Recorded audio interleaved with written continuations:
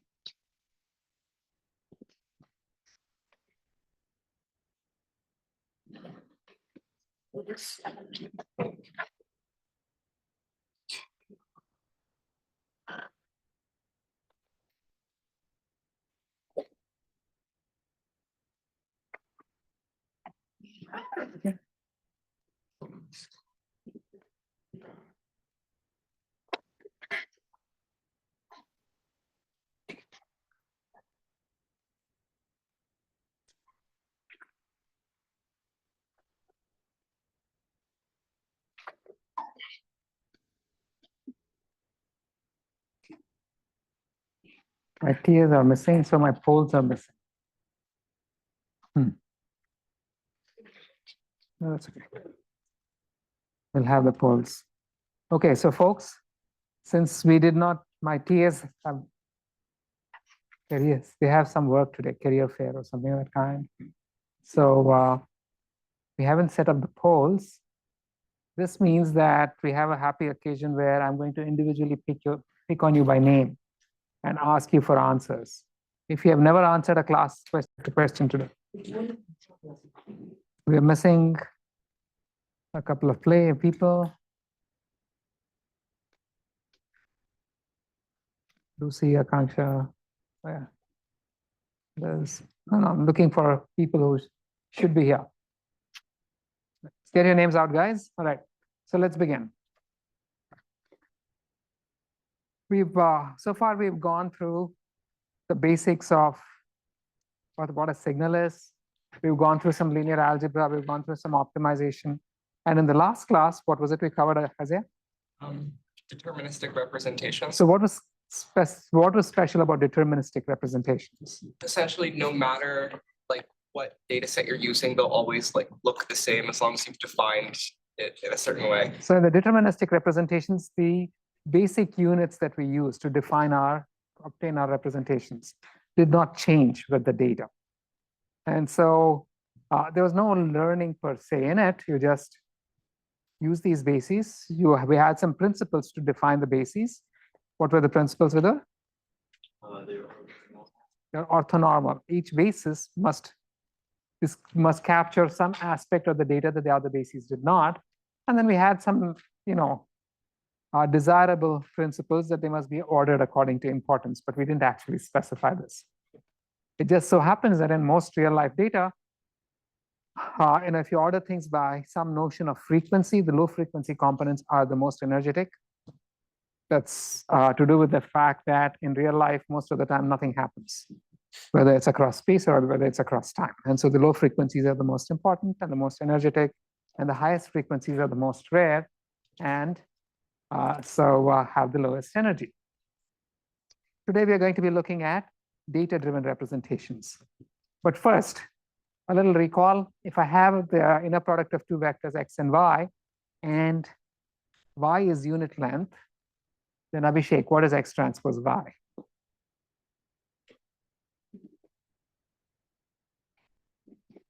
What was it? Is it just x? So what does that mean?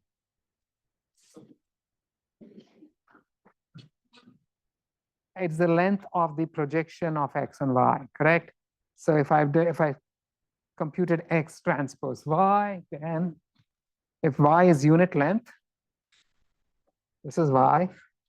If this is x, this is x transpose y. This length is x transpose y.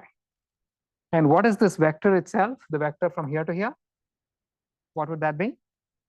Magnitude of x cosine the angle between. But what is the vector? Oh. So this vector is parallel to y, correct? And what's the length of the vector? Come on, guys, we just saw it. What is the length of this vector? X transpose y. So this vector over here, which is the projection of this one here, is going to be x transpose y, which is a scalar, times 1. Everybody with me? You see? Make sense? Johnny? Yeah, okay. So now this is the projection of x onto y, right? Onto when y is unit length. It's x transpose y is the length of the projection. X transpose y times y is the projection itself. That's on y. Now, if I have some vector x, and I have a collection of other vectors, y1, y2, y3, and so on, except I'm just giving you the simplification.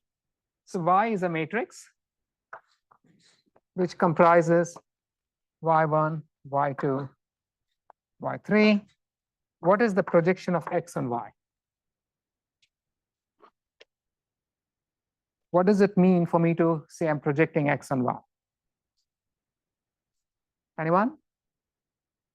Abhishek?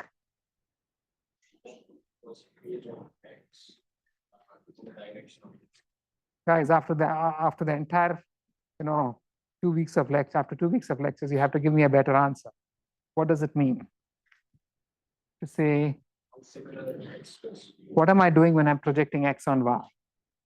Projecting onto the space spanned by. I'm projecting it onto the space spanned by the vectors y, right? So these vectors y, if you can think of this, is there a sheet of paper? May I borrow a sheet of paper from somebody? All right, thank you. So if I just draw two lines on this, or 3 lines on this, or 4 lines on this, regardless of how many lines I drew, so long as at least 2 of them are not collinear, those lines are going to represent the page. Together, they would compose the page, right? And so when I stick this page here at any angle, and if I were to ask you, what is if I had a light coming off at 90 degrees to the page, and if I were to ask you, what is the shadow of this chalk on the page, how would you compute it? How would you compute the shadow of the chalk on the page? Projection, right? So what do we mean by projection again? At this This is your space. If it's two-dimensional, it needs at least two vectors. And this might be your vector x. When you project it, you're dropping it onto the closest point on this plane. Correct? That's what the projection is.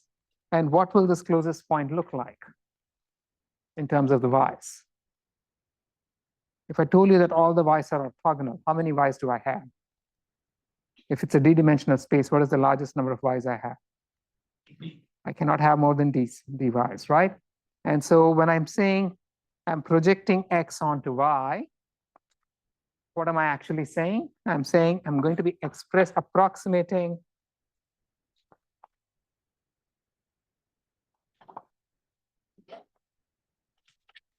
x as a linear combination of the y's.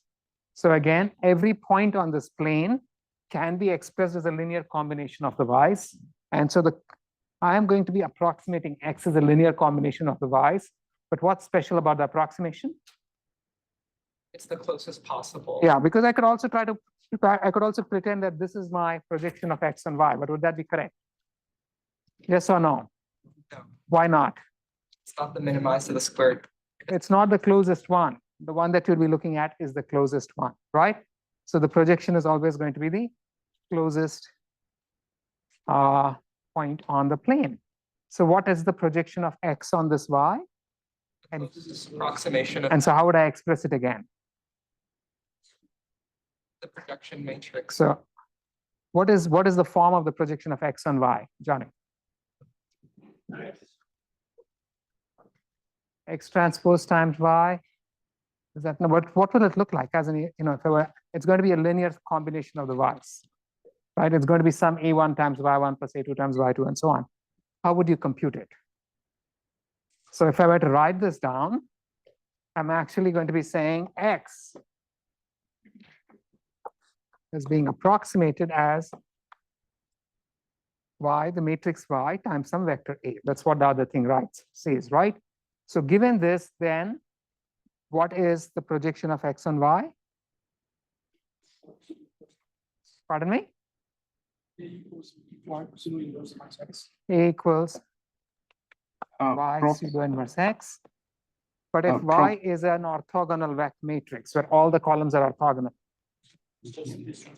pseudo inverse is just going to be the transpose, correct? And so this is going to be y transpose x. And the actual projection is going to be y times. Does everybody remember all of this, right? It's going to keep coming back. It's going to haunt you like a ghost. You better remember this. Aisha, do you remember all of this? Is this ringing a bell? Yeah. Okay. So, all right. Any questions? Prof, Yes. can you hear me? Yeah, I can hear you. Please go ahead. Okay, so we can't see the board on Zoom. Oh, so David, they can't see the board. They should be able to see the board. Can you please? Okay. We are reorienting the camera. You should be able to see the board. Okay. And let me stand in front of the board. I think the board is tracking me. The camera is tracking me. Okay. All right. So on with the topic of today. We've just spent 10 minutes on this. Remember this. When we spoke of representing images, we were speaking of some kind of a characterization of all of these images. And when we spoke of deterministic representations, then we saw that you want to begin characterizing these images by what are characteristic features. If I take a generic set of images, what was the most characteristic feature? The background. The background. Pretty much every image has a background. And so we said the first basis is going to be just the background. This didn't take the category of the image into consideration. But then, we could just keep extending that idea. Once you approximated the image as some scaling of a background, then, this was not perfect because you were missing the changes. So then you could add a new basis which captured changes in the image and add that to your collection. And keep adding these bases, and these were our checkerboards. These checkerboards didn't consider the category of the image. We just kept adding them. And then eventually, as you increase the number of checkerboards, you eventually got a better and better approximation to the original image. But so these bases were standard units such that all instances could be expressed as weighted combinations. And the ideal requirements that they must be orthogonal, and checkerboards are one instance of such good bases. And we saw other choices, complex exponentials and things that we didn't see, wavelets, they're on the slides. The issue here is that the bases we have considered so far are all data agnostic. They don't actually take into consideration the category of the data that you're trying to characterize. How about data specific bases? Do I need to use bases which can be used to represent everything? For example, if I had these data, I'm going to characterize these data. Then what are these data?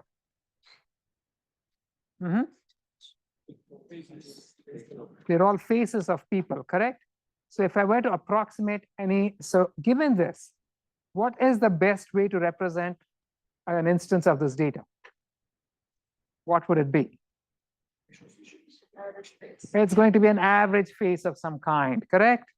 So what's common amongst all of these faces? Do we have a common descriptor? Noses, eyes, mouths. It's a face, right? Not just eyes. And so what I can say is that there's a typical face that captures most of what is common to all faces.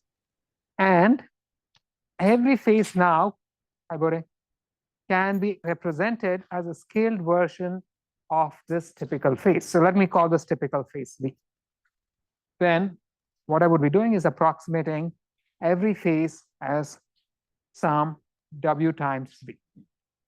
And my job now is to find this typical face such that every face image over here can be approximated as some scaling of this typical face with the least error on average. So what is this V? Let's take a look. Now, one way to abstract the problem out is to think of all of these face images as some points in a high dimensional space. I'm illustrating it using two-dimensional images.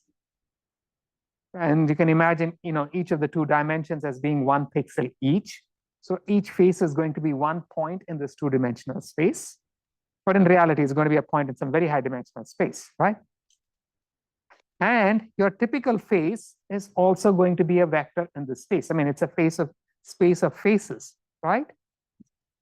And now, when I approximate every image over here as through their projection onto the typical face, which is what I'm doing over here. If I express every image as a scaling of the typical face, what am I really doing? I'm projecting every image onto this typical face.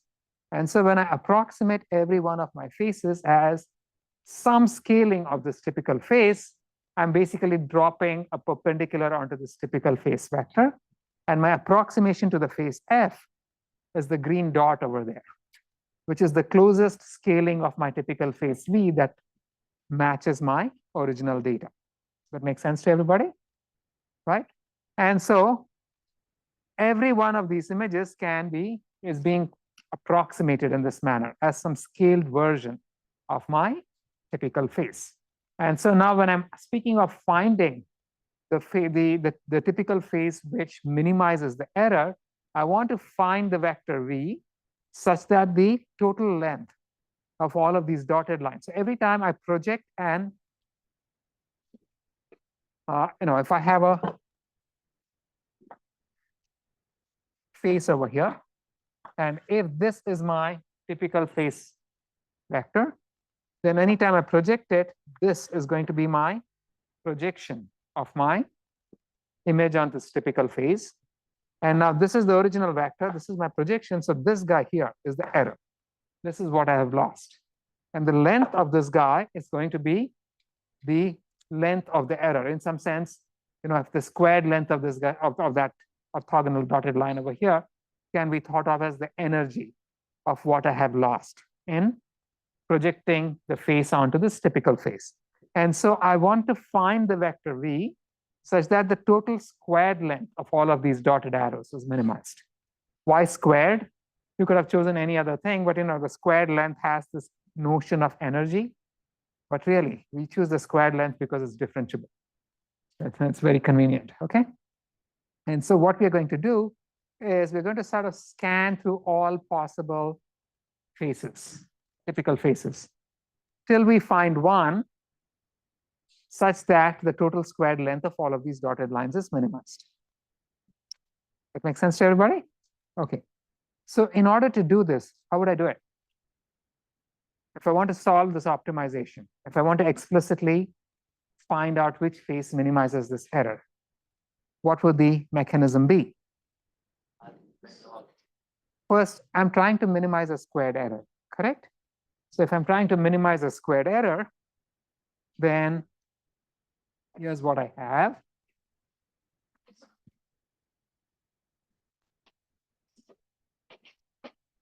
I'm assuming that my typical face is unit length. Okay, so now I have my actual face. This is my, let me call this the vector X. This is my typical face V, right? So this guy here is the projection. And what was the projection again? Anybody remember? Can you repeat that again? V times V pseudo inverse times X. V times V pseudo inverse times X. That was going to be X transpose V times V, correct? And so what is this error? What is this error? Minus. So X Mhm. minus. What? Yeah. Can anybody, Lucy? What is the error? X is the vector. The projection is, X transpose V times V, correct? So what would the error be?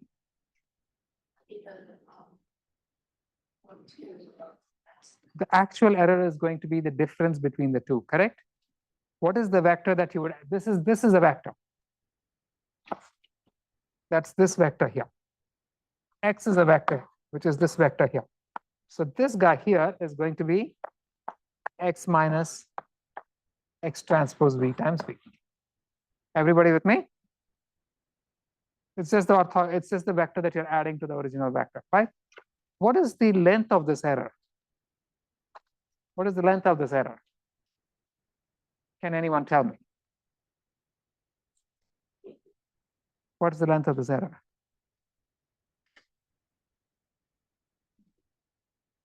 Does this remind you of anything you saw in high school? Pythagoras theorem, correct? If I use Pythagoras theorem, then what is the length of this error? First, what is this length? What is this length? Go ahead, Lucy. Norm? Right. So the squared length is going to be, this length is X. The square length of this is going to be X squared, correct? What is the square of this length?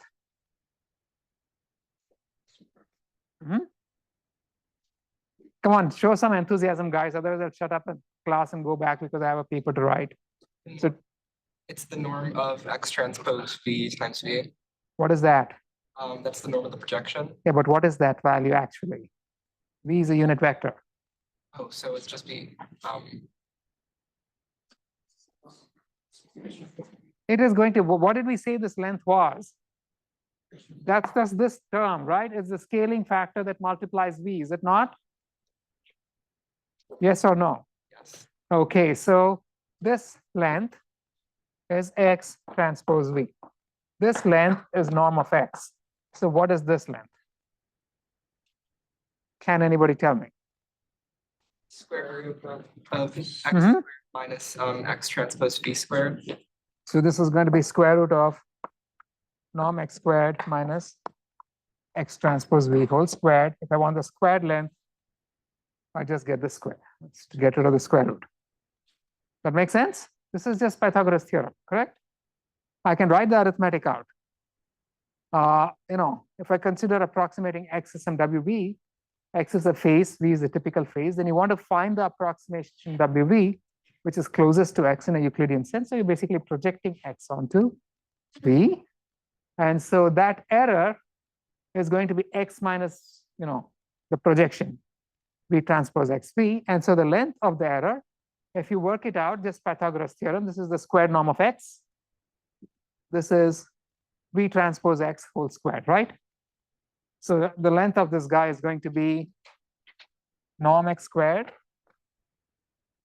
minus V transpose x whole squared, which is x transpose x minus V times x transpose times x times V, which is basically the transpose of this times itself. Does that make sense to everybody? Yes or no? Okay. And so this is going to be my error. Everyone with me? And now this is just the error for one instance. What is the total error for all of the instance? What, was there a question?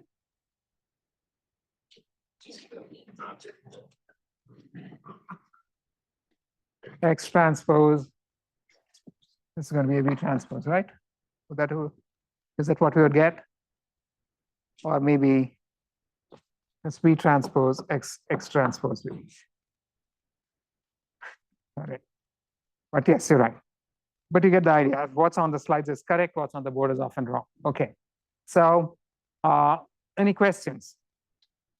Okay. This is the error for one squared error for one instance. What is the squared error for all of the instances? I'm just going to sum this over or average this over all of my instances. And this is going to be, you know, I can write it this way because V is a constant, V doesn't depend on X. So I can pull the V out. That's 1 over n, the squared norm of xi's, the sum of the squared norm of xi's minus V transpose times 1 over n, the sum of the outer product of the xi's, xi times xi transpose times V. Everyone with me? So, okay. And what is this term here? For each xi, xi's are vectors of this kind. So I'm going to compute the outer product of xi with itself, which is going to give me, what will this be? It's going to be a matrix. I'm computing this matrix for each one of my training instances, and then I'm averaging them up. So if I have n training instances and the dimensionality of the data is D, what is the rank of this guy? If I have n training instances and the dimensionality is D, what would the rank be? Anyone? If I have only one training instance, what is the rank? Can you say it aloud? 1. If I have 2 training instances? 2. 100. But what if the data space is only 5-dimensional? Can I have a rank more than 5? No. So what will the rank be? It's going to be the minimum of the dimensionality and the number of training instances. Right? Everybody with me? Okay. And so that's going to be this guy. Now this matrix here, what is this? If I average this over every training instance, now for this one, the matrix over here is, you know, if I is the component, x1, x2, x2, x1, x2 squared, that's what this matrix looks like, right?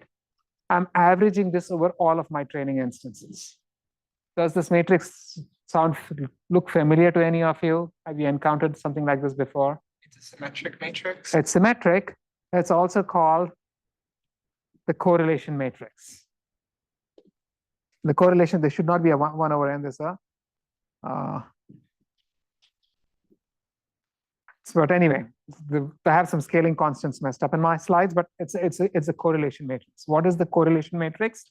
The correlation matrix is going to be the average of the outer product of the matrices vectors with themselves. And so here's another way of looking at the correlation matrix. Instead of saying summation I xi transpose, I can put all of the xi's in a big matrix capital X.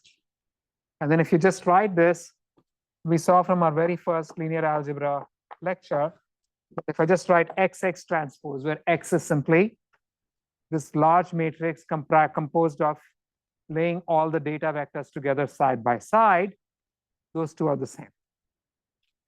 You guys remember that, right? And so this term here is my correlation matrix. So if I just lay all of my data vectors into a large matrix, when I multiply that matrix with its own transpose, the result is going to be a correlation matrix. Okay. So what does that leave me with? The overall error is 1 over n. This is the average of the norms of the individual vectors. And the second one over here is going to be minus V transpose RV. Right? This is the error. This is the total error over all of the training data. Right? This is what we are trying to minimize. Correct. But can I just minimize this quadratic? Where will this be minimum?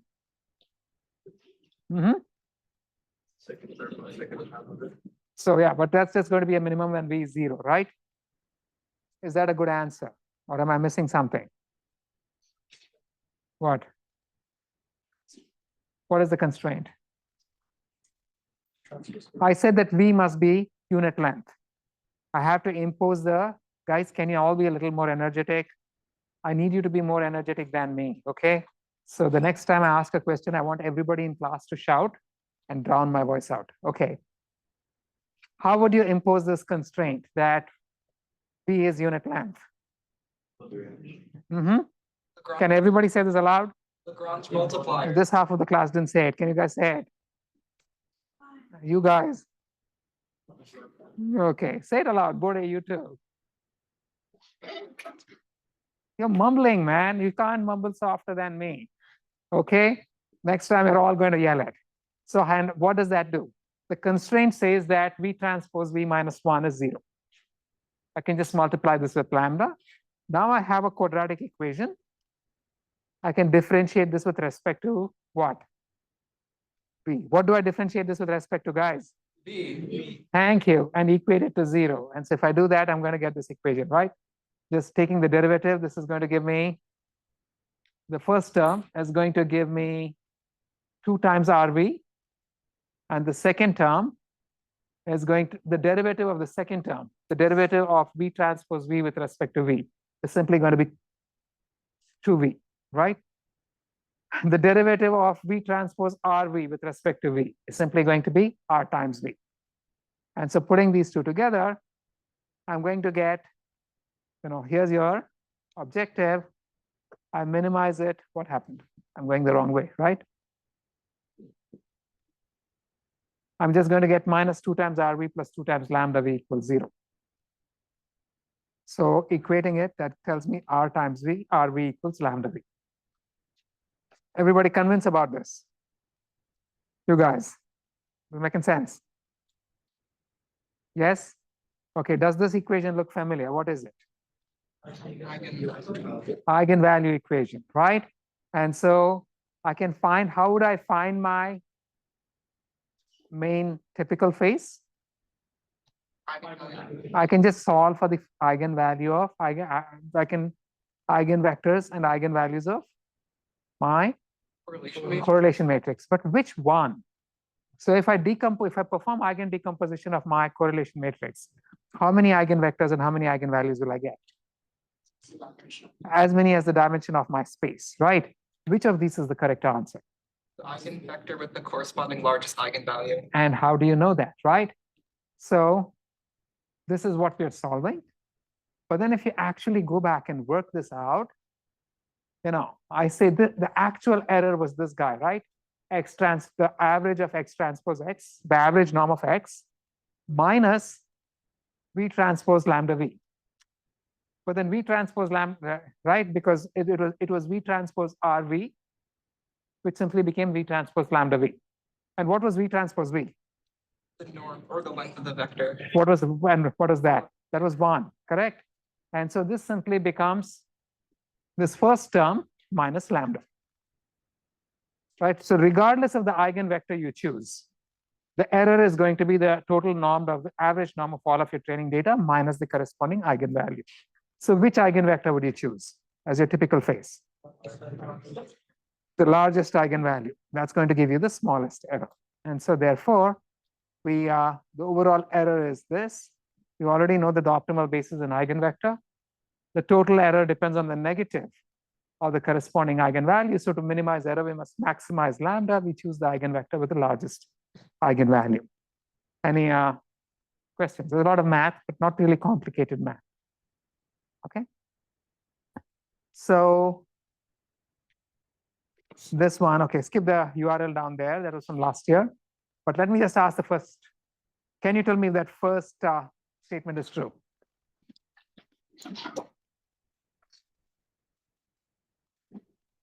They're not data specific.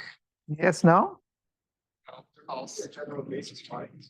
So the wavelet-like bases like checkerboards are data specific that describe the property of underlying data, true or false? False. They're not, right? What about the second statement? Every face can be represented by a scaled version of a typical face. That is true, right? Johnny, what about the third? Yes. And Doreen, what about the fourth?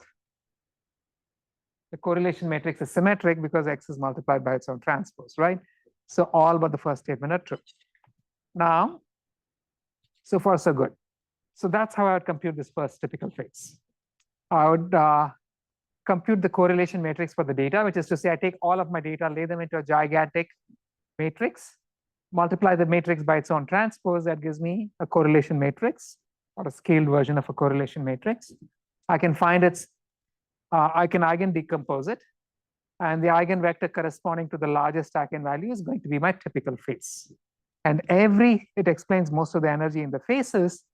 And so every single face in my data is going to be expressed as a scaled version of this typical face, like so. So this guy over here is kind of dark. So, I scale it by lower value. So depending on the brightness level of the image, I'm getting typical different scaling values. How did I compute the scaling value again? Use the Mhm. pseudo inverse. This is a single face. How did I compute that scaling value, guys? I just took the face and computed the inner product between the typical face and the original face, right? It's the inner product that gave me my scaling factor. And that's all I scaled it by, right? Now, is this an accurate representation of this face? Yes or no? Can everybody say no? Okay, that was easy. Okay. So how can I fix that? More bases, more faces. How do I get the next basis? The second largest eigenvalue. You're answering something from memory. How do I get this? How do you even explain that? So here's what happens. I want to add a second basis, and I want the second basis to explain this error. Right? So how do I explain the error? Here's what I can do. I want to get a second basis such that the error that's left over is best explained by the second basis for every single face. And so what I can do is subtract from every one of these faces the best approximation based on the typical face. And that's going to give me an error face for every one of these guys, right? That's an error. And now what I need to do is I can repeat the same process. I can use all these error faces, and I can find the best basis to represent these error faces. Now, will this basis be explainable by the original basis? The first one? No, because what we are looking at is whatever is left over after you're done explaining things with the first basis. So none of this error is explainable by the first typical face. And so when I find the eigenvector, yeah.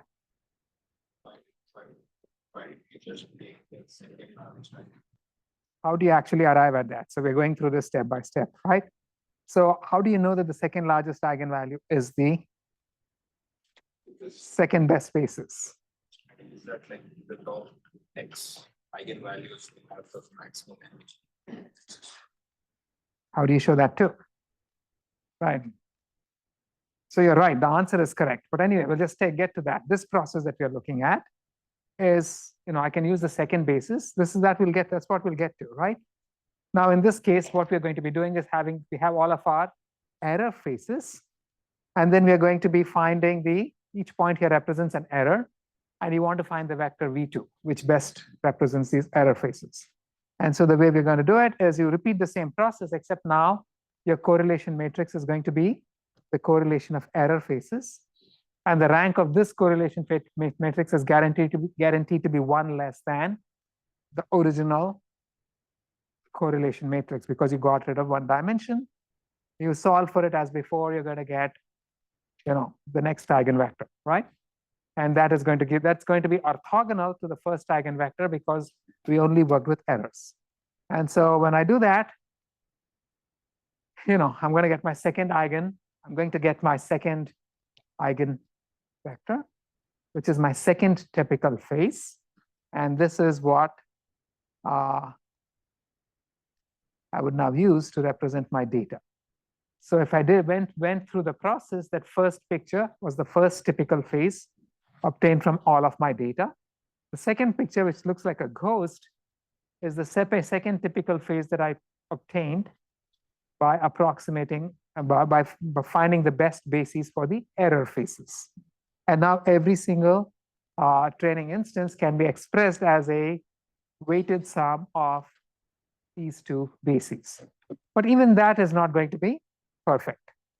You're still going to have some residual error left over. And so you can keep repeating the process.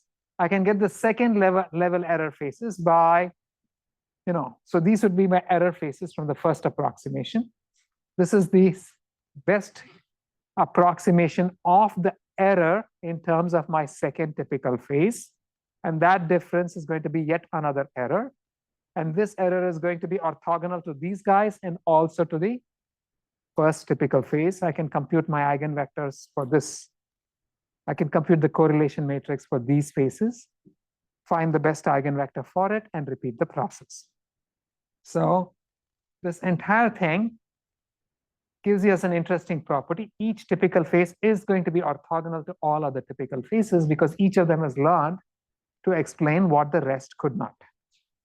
None of these phases could explain one another because each of them was obtained from a collection of phases that was derived by subtracting out what the earlier bases explained. Yes.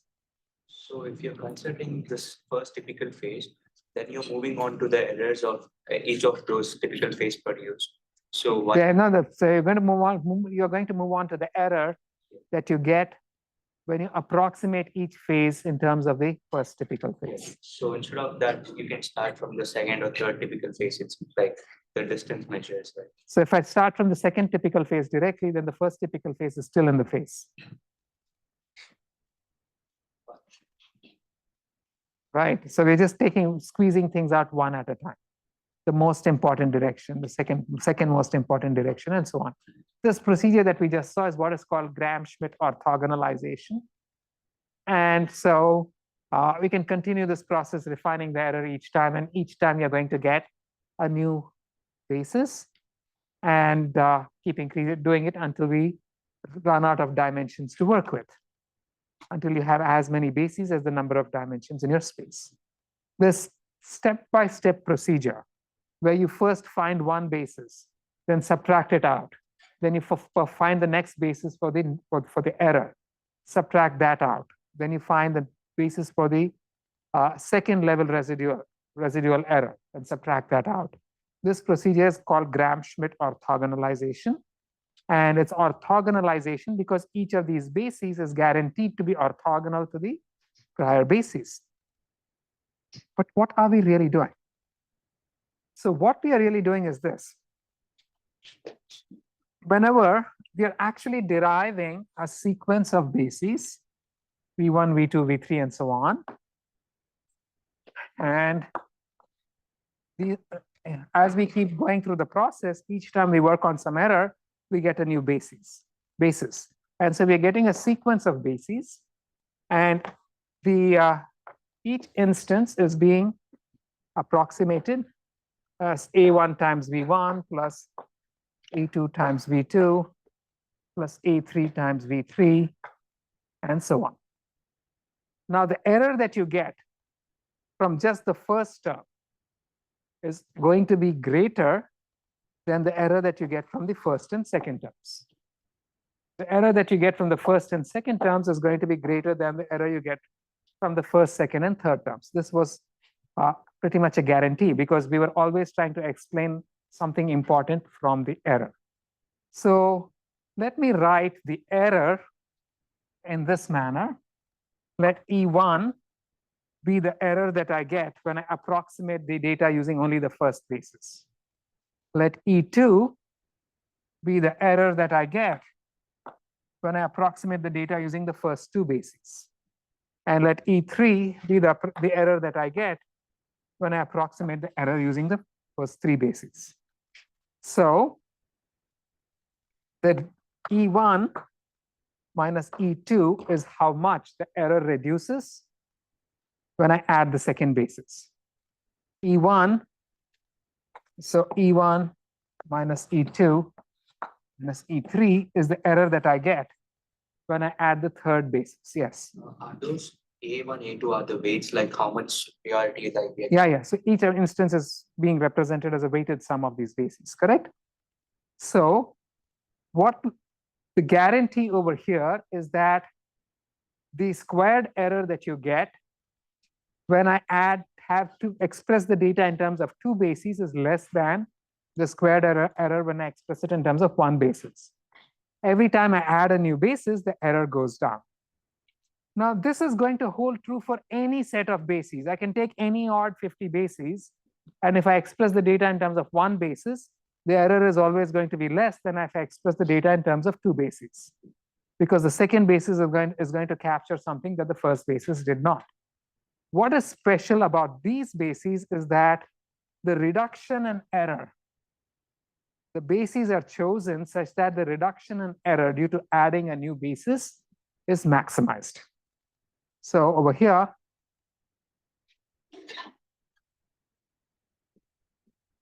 to go back, back in the linear algebra class, I explained how the biggest problem in machine learning is to find the appropriate set of bases for a data.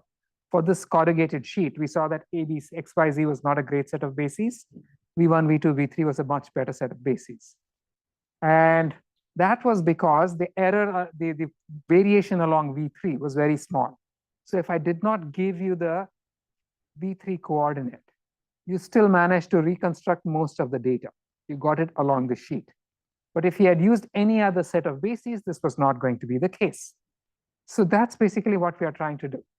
We are going to try to get the best set of bases to represent any data. And the way we define best is like so. If I'm approximating the data in terms of a certain set of bases, then the error that I get when I use I bases is going to be lesser than the error that I get when I use I minus 1 bases. And if I stop that, if I, let's say I was sending you the weights of the bases. I sent you W1, then I sent you W2, then I sent you W3. As you got each weight, you could add some correction to the approximation that you got, and it would get better and better and better. Now, suppose, as I was sending you the weights, somebody came along and kidnapped me. So I just sent you 3 weights and I got kidnapped. All the rest of the weights have no longer been sent to you. Then I want to ensure that, I want to have a kidnapping proof set of bases, which means that if I send you only 3 numbers, you should still get the best possible approximation you could to the original data.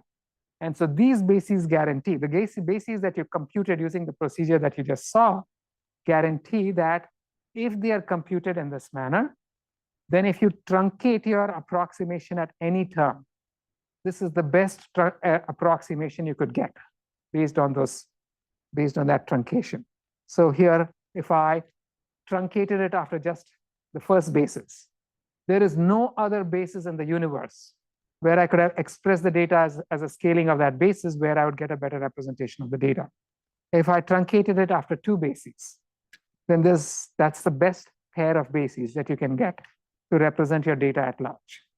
If I truncate it after k bases, that's the best set of k bases that you can get. So it has the energy compaction property.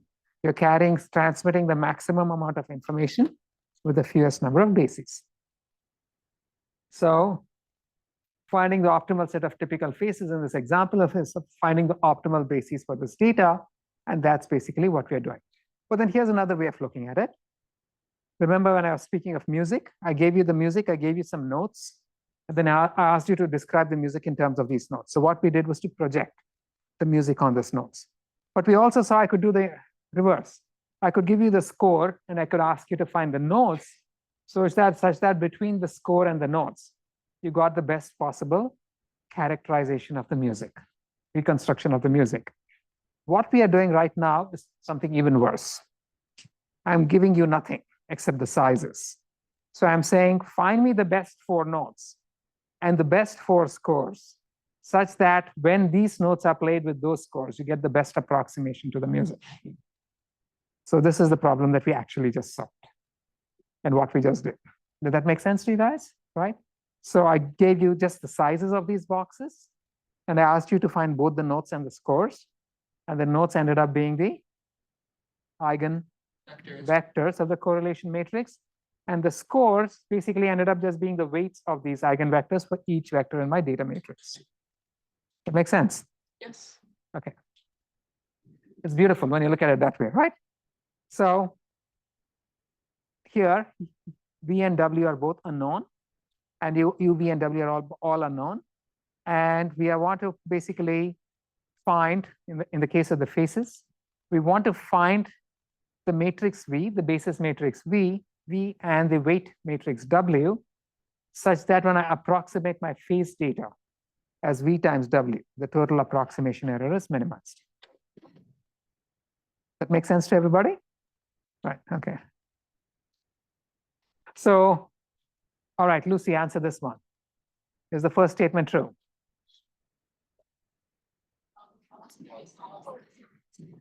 The first statement will be False. false. Okay. Masa, what about the second statement?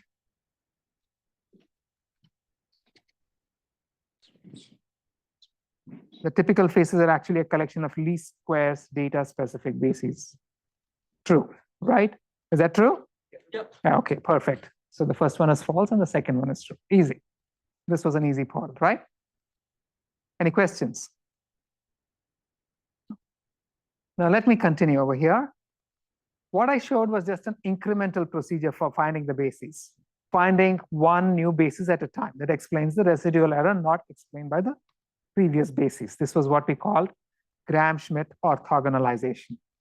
We can also do this all at once, right? I'm trying to find the matrix V such that every phase F in my data can be approximated as a weighted sum of these of the columns of my matrix. In other words, every if I have my basis matrix V,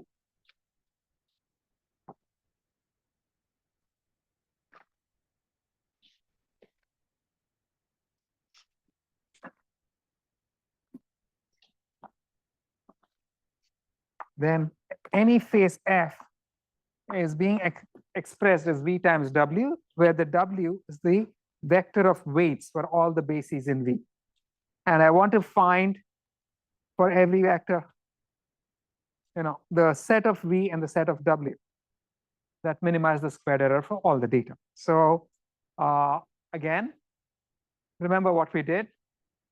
This is like saying, find me the subspace V, such that when I project all the data onto the subspace, the total squared error is minimized.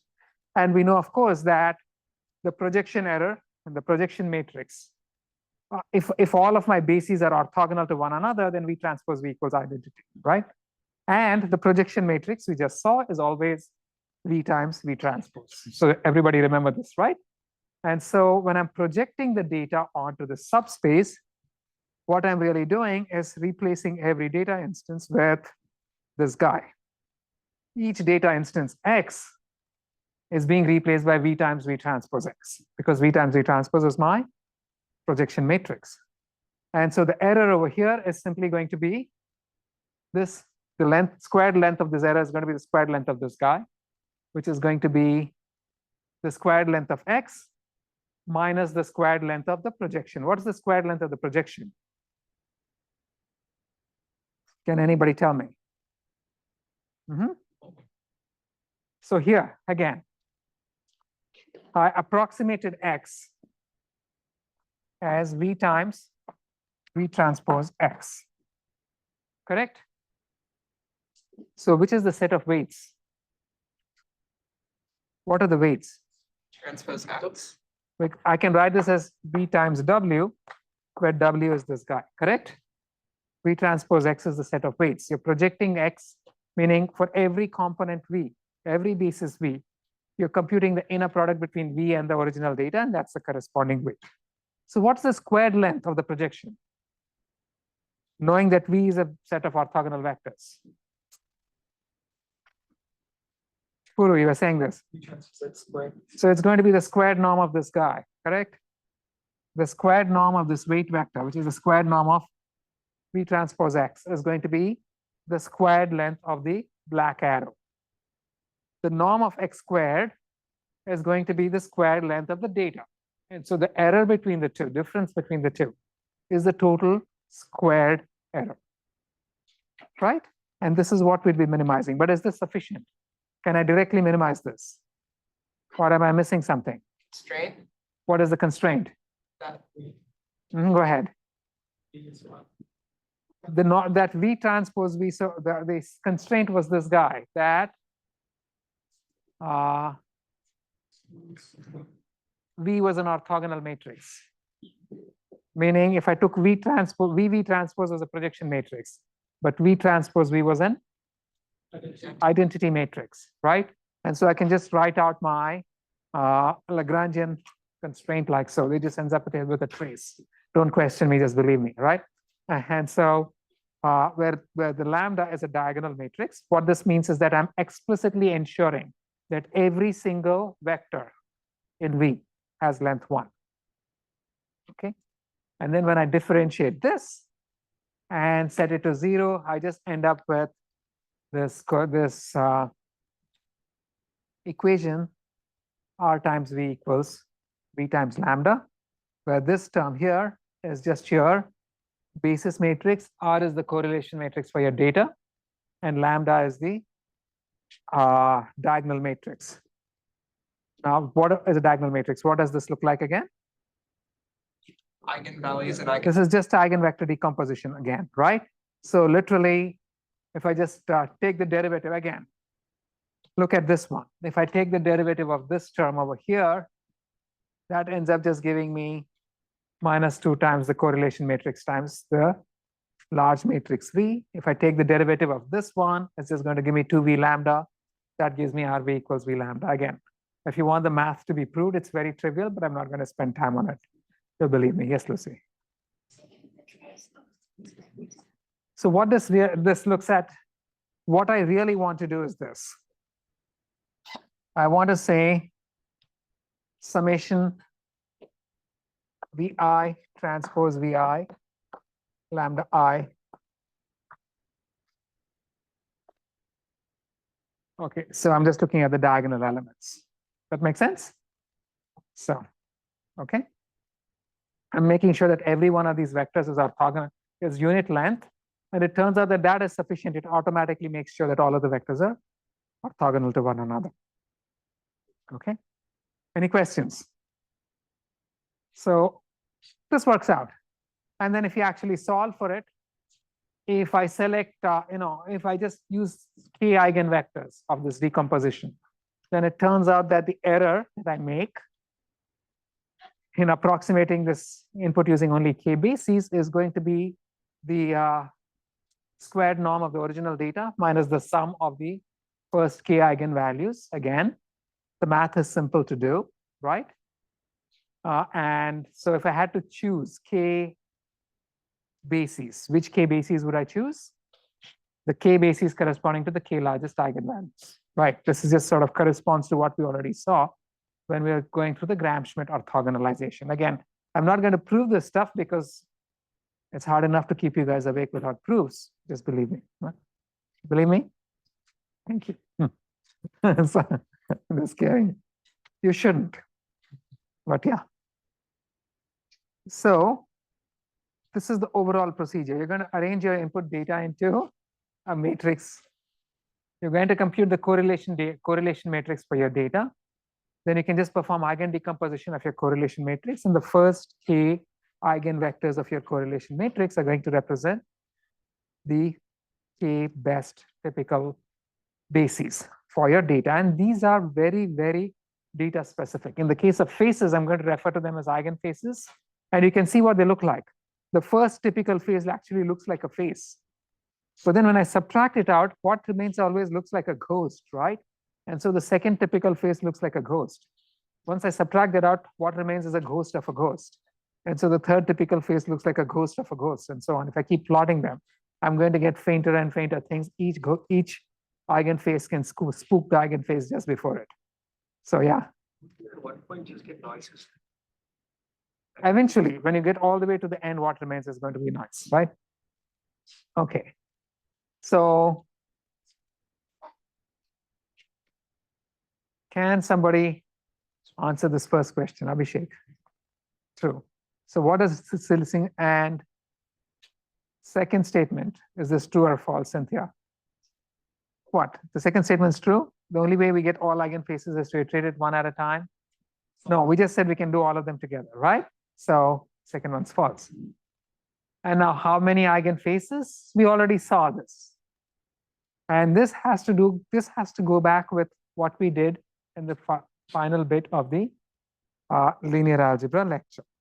So first, let's say I have some data matrix, like a 100,000 cross 300 data matrix. The transpose of that matrix is going to be 300 cross 100,000. So my correlation matrix is going to be 100,000, 10,000 cross 10,000 in this example. And then I get a really large correlation matrix. And if I perform eigen decomposition of this correlation matrix, I'm going to get the corresponding 10,000 eigenvalues. If I plot them, typically they're going to be a small number of very large eigenvalues, and then they fall off really fast. And so I just pick the eigenvectors whose eigenvalues are maybe non-zero or dominate, which together maintain some X% of the energy in the data. These are all typical procedures. Yes, Johnny? So there won't be negative eigenvalues. No, because what kind of a matrix is the correlation matrix? It's symmetric and real, right? So symmetric and real correlation matrices. Now we saw that those are, for symmetric matrices, singular value decomposition is the same as eigen decomposition, and our singular values ever negative, we saw now, right? So that was easy. Okay, so the eigenvector with the highest eigenvalue is the first typical phase, the one with the second one is the second typical phase, and so on. We just saw this. And now, anytime I want to represent a phase, I can just represent the phase as a weighted combination of my eigenvectors, eigenphases. And that's all. So once I agree, once we decide that I'm going to be sending you phase images, it makes no sense for us to be using checkerboards as the bases that I will be using to represent my data. It makes a lot more sense to use these guys. And why is that? These are kidnapper proof, right? If I sent you the weights of my checkerboards, I'm going to be having to send a whole lot of weights before you are able to reconstruct the face. Whereas if I got kidnapped after the kth number, you're still going to get back something that looks like a pretty close approximation to the original face. And there's no other set of bases that's as kidnapper proof as these guys. That makes sense, right? Yeah. So here is the outcome of the energy compaction principle. And you can see that the approximations are recognizable. If I approximate this using just one eigenphase, looks like this. Doesn't look like the face, but you know it's a face, right? I approximate it with 2, it begins to get some features. Maybe it looks like the first guy. By the time I get to 30 eigenfaces, it begins to look like this guy. This is a 10,000 pixel image, but with just 30 numbers, I can reconstruct his face, right? And I can in a recognizable manner. And by the time I get to 60 eigenfaces, I know exactly which of the collection of images it is. Yes. So you have different weight vectors for each of them, right? Yeah. So each of them will have a different weighted combination, right? To give you an idea, How did I do this? Just use the typical faces with different values. So did you even see what just happened? I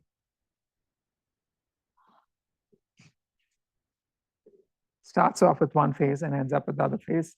You use like a similar kind of typical faces with different weight values. So I just used the first n eigenfaces to reconstruct it. And then I just linearly translated from the weights for the first phase to the weights to the second phase.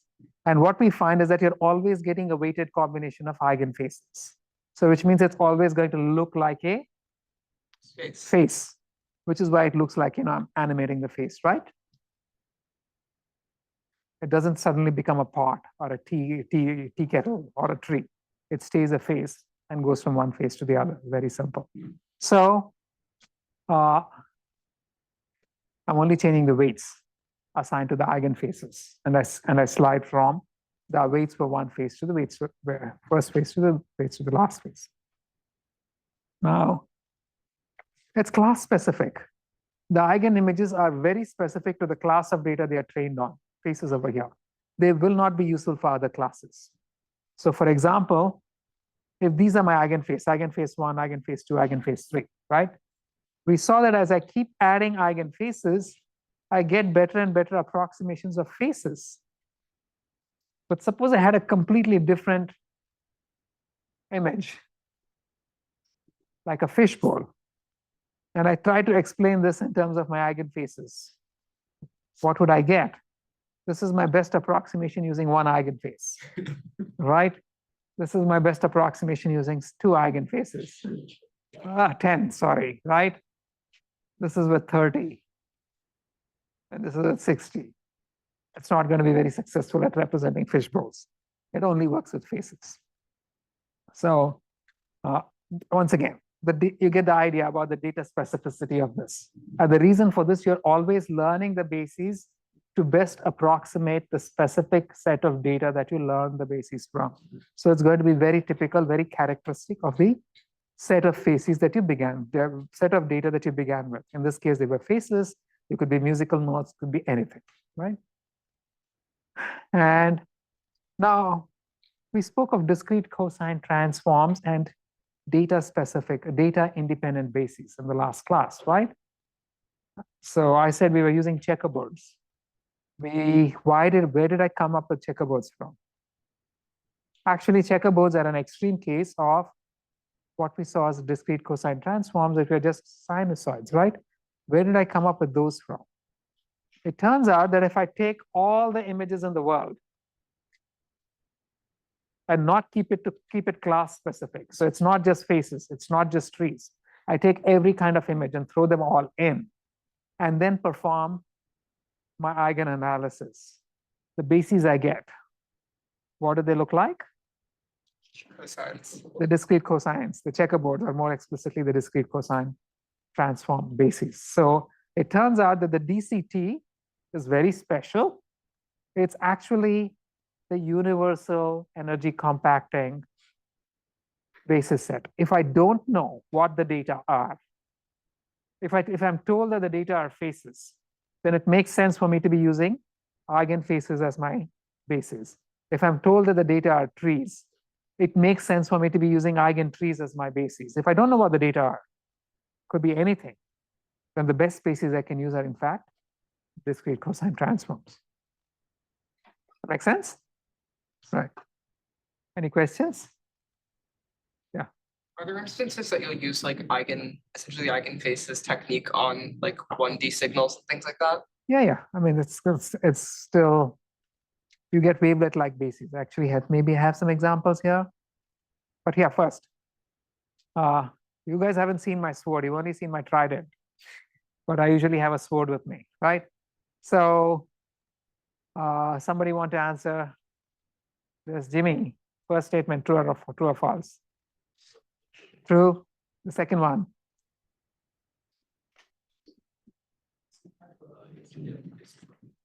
And Adrian, what about the third one?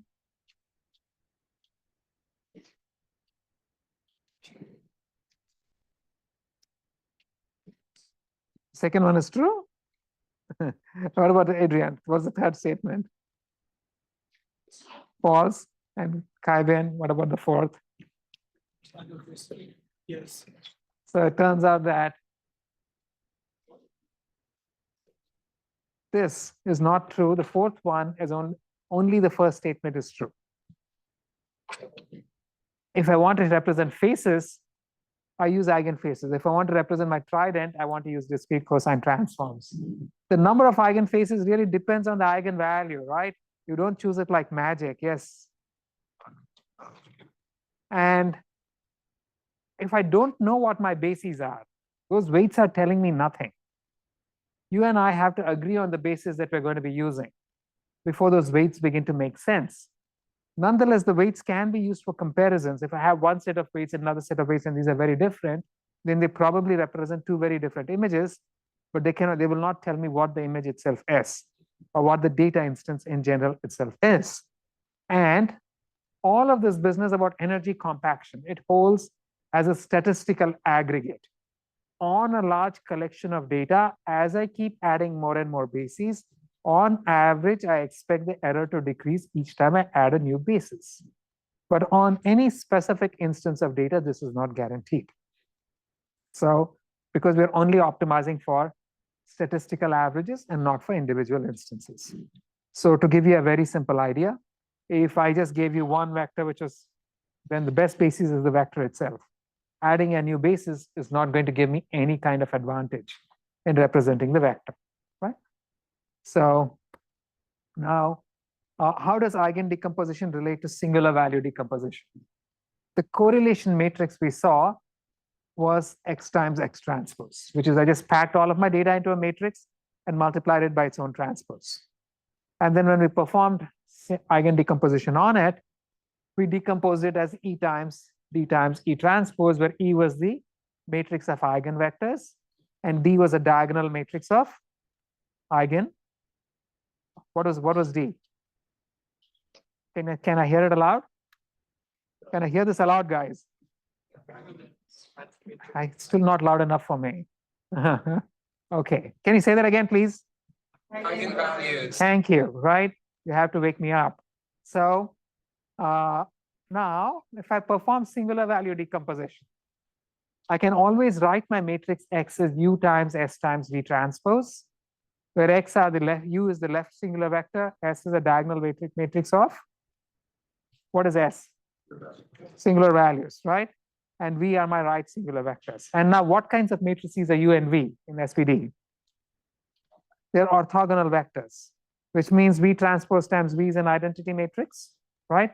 And so if I look at X transpose, that's simply going to be U times S times V transpose, V times S times U transpose. This guy's an identity matrix. You just end up with U times S squared times U transpose, which means that your left singular vectors of the data matrix are exactly the same as the eigenvectors of the correlation matrix. So very often, you're not actually going to bother computing the eigen correlation matrix. So if I only want a certain number of bases, then you would perform thin singular value decomposition, one of the many SPD algorithms, which can be used to compute or perform SPD. The other thing you want to note is that very often we want to perform dimensionality reduction, which means that you want to, if I take a picture might have 1 million pixels. I don't want to store all 1 million pixels. I want to represent the picture using maybe just the top 10, just 10 numbers. Now, if I didn't tell you what the picture was, which 10 numbers would you choose? Somebody said something? Cosine basis. I can just decompose my picture using the discrete cosine transform. And the weights corresponding to the first 10 DCT bases are going to be the best approximation, because in the absence of information about the image, about the data, for in the case of images, my discrete cosine transform bases are the universal energy compacting bases. If I told you they were faces, what would you do? Use eigenfaces. I can just use the first 10 eigenfaces and their weights would be it. So this means that if I choose, for example, to use a certain bunch of bases, so long as you and I agree upon the bases, and the bases have this energy compaction property, eigenbases, then just knowing their weights is sufficient to reconstruct most of the data. And so, for example, we could just keep the weights corresponding to the top 100 eigenfaces, or the eigenbases in general. And so now you can have a very large dimensional data, except that you're representing it using only 100 numbers, and you reconstructed most of it. That makes sense? Yes. Right. Yeah. Okay. And so if I just use the top k bases now, if I'm using eigenvalues and eigenvectors, which bases would I be using? I'd be decomposing my data, and I'd just be picking the first k eigenvectors of my correlation matrix. And I'm going to be expressing the data as a weighted sum of these first k eigenvectors. And the weights themselves are simply going to be the pseudo inverse of the first k eigenvectors. And now the eigenvectors are all orthogonal and unit length. So what is the pseudo inverse of the eigenvector matrix? Just its own transpose. So to get their weights, I just transpose. I'd be projecting the data into, I could project it individually onto every one of the eigenvectors. Basically compute its inner product with each of the eigenvectors. And the inner products are going to be the corresponding weights. That makes sense to all of you guys? Yes. Right. And so if E is agreed upon, meaning how many bases I'm using and which bases I'm using, then just knowing these weights is sufficient to reconstruct X to high approximation. Okay. So this is dimensionality reduction, because I'm taking some high dimensional data and representing it using far fewer numbers. And so this business, let's give it a name. E are the eigenbases, retaining only the top k weights for every data vector, which you compute by just multiplying the data vector by the computing the inner product between the bases and the data vector gives you this weight. This process is called, this can be viewed as a transform. And the transform has a name. It's called the Karhunen-Loeb transform. So you might have been thinking of the principle of it as principal component analysis, because all of you guys are sort of trained to think along these terms, but this was not. So what is principal component analysis? How many of you have heard this term? How many of you just simply thought PCA when I began explaining this? What was it? Why is it not? Different objective? No, that's not the answer, right? So have you guys heard about principal component analysis? Mm-hmm. I know, I'm ready. I could just be using the top k bases and I'd still be reducing the dimension. So how's that different, right? I'm still trying to represent my data, okay? And so the difference is the difference between, do we know the difference between linear and affine? What is the difference between linear and affine? Affine has a bias and linear is a, what is it? It goes through the origin. It's just a weighted sum of the bases. It goes through the origin.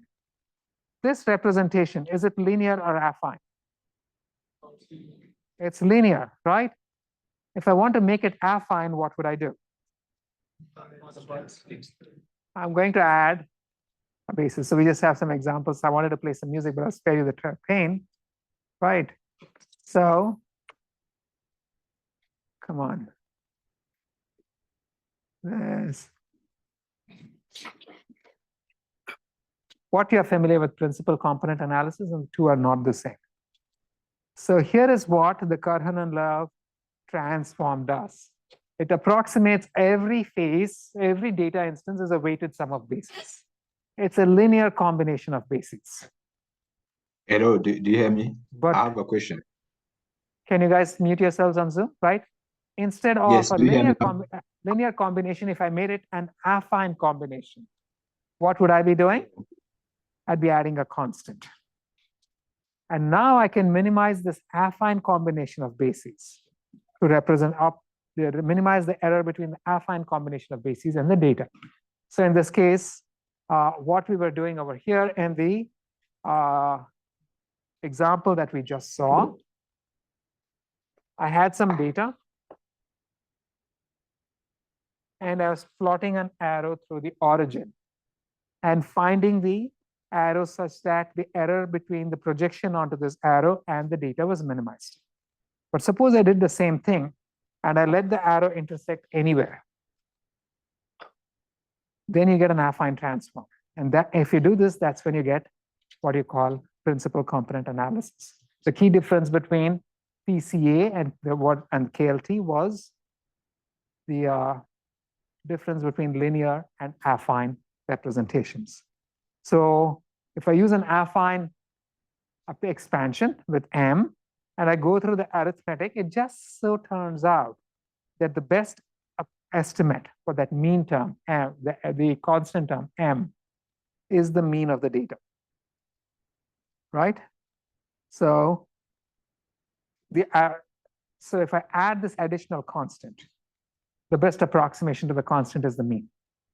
But then going back to the Gram-Schmidt orthogonalization process, if I begin subtracting, and this is, again, if it's the mean, it's a constant. It's the same for every single data instance. It's not being scaled, right? So which means that if I want to use the Gram-Schmidt orthogonalization procedure, I'm going to have to subtract this M from every data instance, which is the same as, centering the data. Isn't it basically a weight vector like W naught, which we are? It's a constant. It's not a weight, right? It's the weight. If you have a W naught, that would change the data instance. This M is the same for every data instance. The only thing that's specific to data instances is the W's, right? There is no weight for M. Or you can think of this as having a constant weight of M, 1. And in that case, you find that M is the mean of the data. And so now this is, if I use the same Gram-Schmidt orthogonalization procedure, I'm going to be subtracting this mean from every data instance, which is the same as centering the data. And then the same procedure holds. And so the difference between KLT and PCA is the difference between linear and affine. But a different way of explaining it, because you're subtracting the mean, is to say that when we perform PCA, because you're subtracting the mean from every data instance, you're performing the correlation matrix. The eigen decomposition you're performing is for the correlation matrix of the centered data, which is the covariance matrix, right? So how many of you think that the eigenvectors of the correlation matrix and the covariance matrix will be related? That one can be derived from the other? Do you think so? The answer is no. I will leave that on the slides. Your linear model has absolutely nothing to do with your affine model.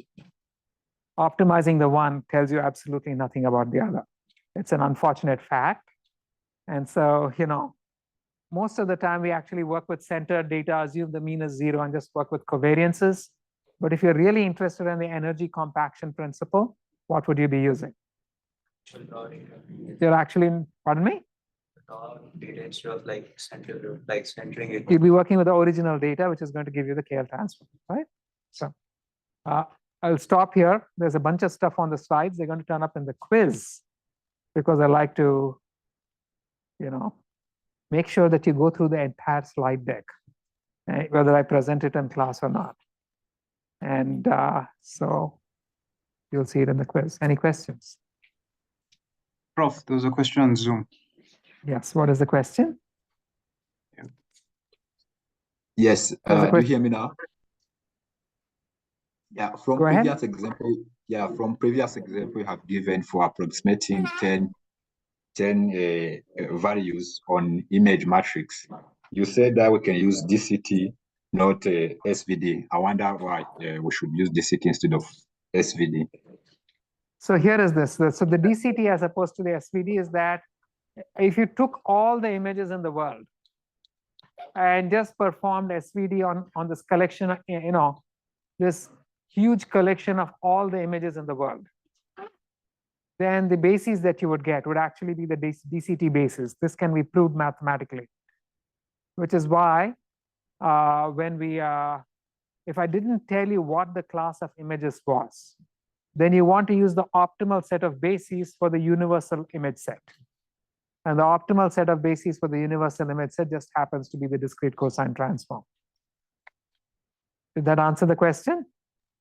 So yeah, is that mean that we have to do like linear combination of all bases for all the image before computing the weights? So if you know the class of images, then you would be using the eigenbases for that class of images. If you don't know the class of images, then you can just use DCT. And again, DCT has this orthogonality principle. So you can just use the first k DCT bases, project onto those, and those weights should be fine. In fact, that's what we used in JPEG compression. The reason we use discrete cosine transforms in JPEG compression is that you really don't know what an image contains. That JPEG compression is supposed to be universal. It's supposed to be used for every kind of image in the universe. Whereas, if I knew that this particular camera is always only going to be taking portraits, then I would not be using DCTs for the compression. I'd be using some face bases. Okay, thank you. All right, yeah. It's an empirical question. Do there exist like online, I guess, databases of good like bases to use for very specific classes? Like if I were to look up best bases for like faces or something, if I didn't have like my own. Just type eigenfaces, you will get a whole collection. I don't know about bases for trees, but there are for many categories. People have collected these. You get car bases, automobile bases, airplane bases, face bases, and such like. Thank you. Yeah. Any questions? None. Thank you very much. Thanks for being here, everybody.